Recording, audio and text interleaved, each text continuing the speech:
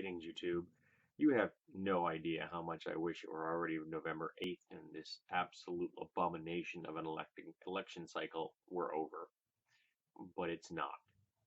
But it has gotten to the point where I can almost not listen to New Hampshire Public Radio every day to and from work as I normally do, because inevitably I have to listen to some Republican pundit or politician um, spewing ignorance and bigotry, or, and this is the astounding part, worse, I have to listen to some common, everyday, ordinary Trump supporter, someone that's just going to vote for the Oompa Loompa, spew even more ignorance and more bigotry. I I just I just can't listen to him anymore. I just have to turn the radio to a music channel, and I just have to wait out that segment on the radio until they go on to something which is actual news. But one thing I've noticed over the course of these so many months is that the Trump supporters have not thought their way into their positions. They have felt their way into that position. They didn't arrive at their worldview and support of Trump because of his cogent arguments and his hard thought, intricately planned policies, because he doesn't actually have any of those.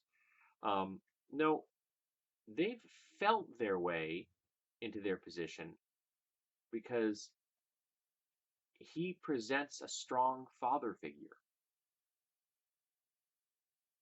Now, anybody that knows me understands that the classic patriarchal strong father figure is part and parcel of toxic masculinity. It is not a healthy worldview, never has been and never will be. Well-balanced people have the full range of human emotion and express them in the full range of possible options. They cry, they laugh, they grieve, they feel remorse, they feel guilt, they feel joy, they feel everything that a human being is supposed to be, but that's not what your masculine stereotype is supposed to feel. The strong father figure is not supposed to have the full range of emotional experiences. That's considered a feminine trait because we have a skewed and twisted worldview, and we suffer from thousands of years of having to deal with the patriarchy and toxic masculinity. Because they haven't felt their way into the position they're in, there really isn't any way to use cogent arguments to get them out of it. There's no way to make someone unfeel a sense of safety when someone tells them that they're going to make them feel safe. Doesn't matter if they are lying, doesn't matter if they don't have the ability to do that they have never had that ability, nor will they ever have the ability to do that. Doesn't matter that the office of the president isn't designed to achieve that end. We're not electing a messiah, we're electing a president. Doesn't matter that nothing Trump says can or will become reality. It doesn't seem to matter to the supporters that he is a virulent bigot, a racist, and a misogynist, that he is xenophobic, and that he is a theistic bigot against Muslims. Doesn't seem to matter at all to them because he makes them feel safe. And there's no way to contend with that.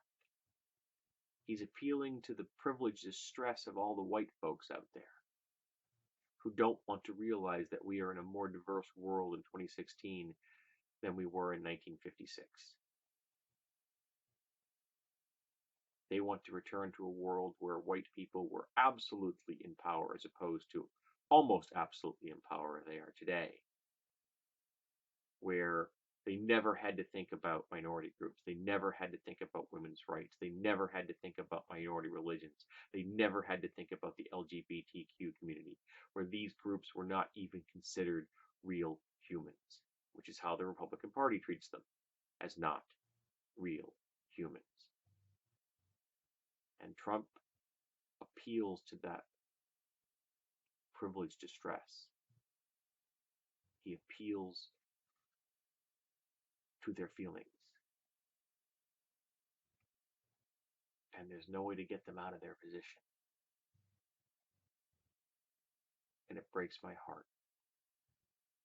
And it makes me fear for America and the world at large. And I just want it over.